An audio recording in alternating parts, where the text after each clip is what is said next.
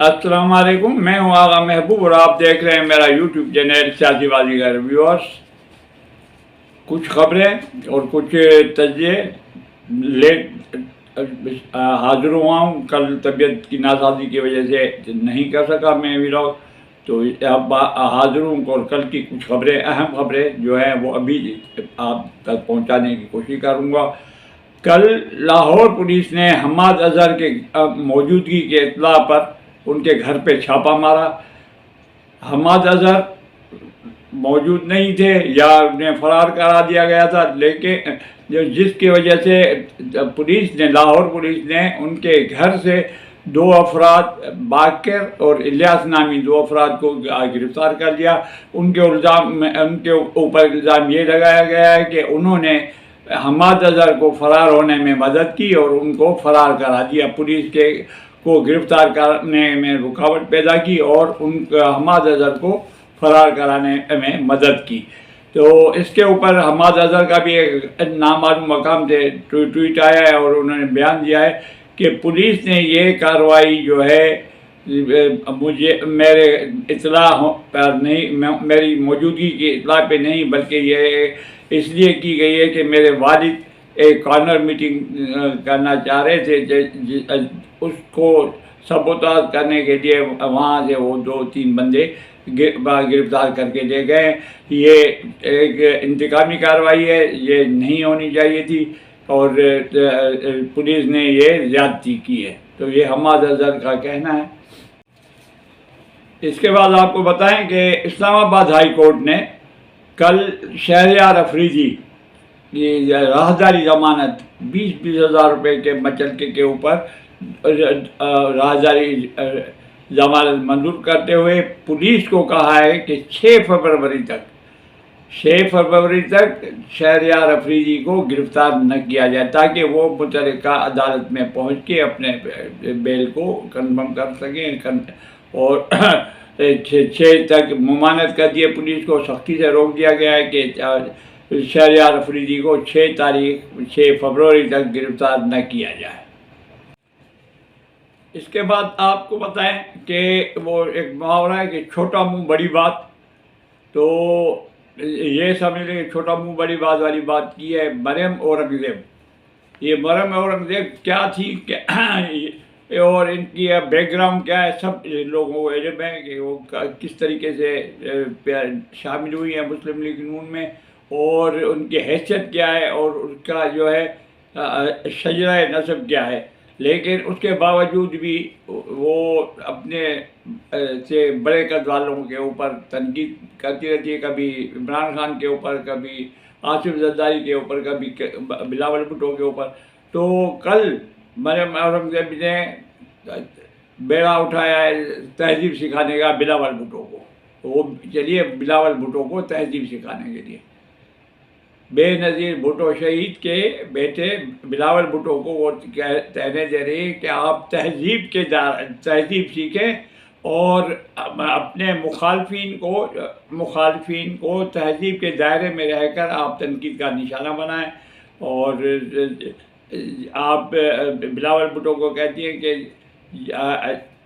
تہذیب کا دامن نہیں چھوڑنا چاہیے، اور آپ جو نواز شریف کو تمام دوسرے لوگوں کو جو کہتے ہیں تو وہ تہذیب کے دائرے میں رہیں، یعنی وہ دوسرے الفاظوں میں ان کی نظر میں بلاول بھٹو بد تہذیب ہے، یعنی ان کی گفتگو میں کون سی انہوں نے بد تہذیب دیکھی ہے؟ وہ صرف ہر جلسے میں یہ کہتے ہیں کہ میں شیر کا شکار تیر سے کروں گا، اس میں کوئی تہذیب کی کوئی بات نہیں۔ یہ انتخابات میں ایسے نعرے لگائے جاتے ہیں، ایسی چیزیں کہی جاتی ہیں، مخالفین کے اوپر اس طریقے سے الزامات کی بوچھاڑ کی جاتی ہے، تو اس میں تہذیب اور بد تہذیبی کا ذکر ہی نہیں ہے۔ لیکن وہ مریم اورنگزیب جو ہے وہ کہتی ہے کہ جناب بلاول بھٹو جو ہے وہ تھوڑا تہذیب کے دائرے میں رہیں۔ چلے بھائی، وہ دیکھیں تہذیب میں رہتے ہیں یا آپ کو جواب دیتے ہیں اس چیز کا، وہ تو آنے والا وقت ہی بتائے گا۔ کل پنجاب میں 2 بڑے جلسے ہوئے، ایک ننکانہ صاحب میں جس میں مسلم لیگ نون نواز شریف کے لیے سجایا گیا تھا اسٹیج، اور دوسرا سرگودا میں پاکستان پیپلز پارٹی، یعنی دونوں بڑی پارٹیاں جو ہیں باقی صوبوں کو نظر انداز کرتے ہوئے، نہ بلوچستان میں، نہ KPK میں، نہ سندھ میں، سب کی توجہ جو ہے مین پنجاب کے اوپر۔ تو پنجاب میں ننکانہ صاحب کے مکان پہ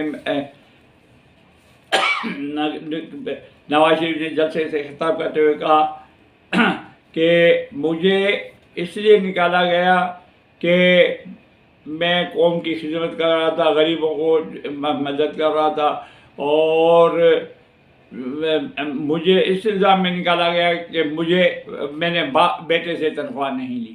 جو ججز نے، عدالتوں نے مجھے اس سلسلے میں اقتدار سے الگ کیا، لیکن میں جب بھی اقتدار میں آیا تو میں قوم کی خدمت کرتا رہوں گا۔ ترقی کی راہ پہ جو اتری ہوئی ہے پٹڑی سے ہماری ٹرین پاکستان کی، اس کو ترقی کی راہ پہ گامزن کریں گے، ایک ترقی کی پٹڑی پہ چلائیں گے ملک کو۔ تو نواز شریف کے اس جلسے میں اچھا خاصا قابل ذکر ہجوم موجود تھا۔ اس میں مریم نواز نے بھی جو ہے خطاب کیا۔ مریم نواز نے کہا کہ مخالفین کو، PTI کو معلوم ہونا چاہیے کہ اب جو ہے نواز شریف آ گئے ہیں، اب پتہ پڑے گا کہ مقبولیت کس کی ہے، PTI کی ہے یا نواز شریف کی ہے۔ اور نواز شریف جو ہے وہ آپ کی طرح لاڈلا نہیں، نواز شریف لاڈلا ہے۔ 2-3 دفعہ کہا کہ نواز شریف لاڈلا ہے، لاڈلا ہے، لاڈلا ہے، لیکن کس کا لاڈلا ہے؟ عوام کا لاڈلا ہے، اور عوام انشاءاللہ اس دفعہ اسے ووٹ دے کر کامیاب بنائیں گے، اور نواز شریف ملک کو ترقی کرتے ہوئے دکھائیں گے آپ کو کہ ملک کی ترقی کیسے ہوتی ہے۔ بجلی کی لوڈ شیڈنگ ختم کرائیں گے، اور یعنی ملک میں دودھ کی نہریں بہا دیں گے۔ تو یہ مریم نواز اور ننکانہ صاحب میں مریم نواز اور نواز شریف کا خطاب تھا۔ اس کے بعد آپ کو بتائیں بلاول بھٹو نے بھی جو ہے بھلوال میں جلسہ پنجاب کا علاقہ ہے بھلوال، وہاں جلسے عام سے خطاب کیا، کافی لوگ تھے، اچھا ہجوم تھا، قابل ذکر تعداد میں لوگ موجود تھے۔ انہوں نے وہیں پہ حسب عادت ایک ٹرین نکلا ہے، نواز شریف کو تنقید کا نشانہ بنایا کہ نواز شریف ہم شیروں کا شکار جو ہے تیر سے ہوتا ہے، ہم تیر سے شیر کا شکار کریں گے۔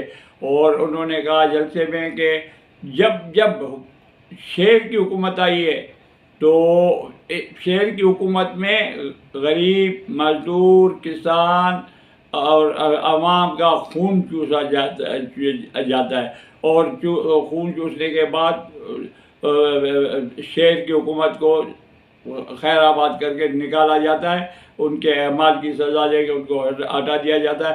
تو یہ شیر کی اس دفعہ جو ہے، تو اس دفعہ شیر کی جگہ تیر کی حکومت آئے گی، یعنی پاکستان پیپلز پارٹی کے لیے کہا کہ ہم لوگ انشاءاللہ تعالی عوام کے ووٹوں کی طاقت سے اقتدار میں آئیں گے، ہم کامیابی سے جیتیں گے، چاروں صوبوں میں ہم جیتیں گے، اور جیتنے کے بعد حکومت بنانے کے لیے ہم اپنے آزاد امیدواروں کو گلے لگائیں گے، اپنے ساتھ ملائیں گے، اور آزاد امیدواروں کی مدد سے ہم پورے اکثریت کے ساتھ ملک میں جو ہے حکومت قائم کرنے میں کامیاب ہو جائیں گے۔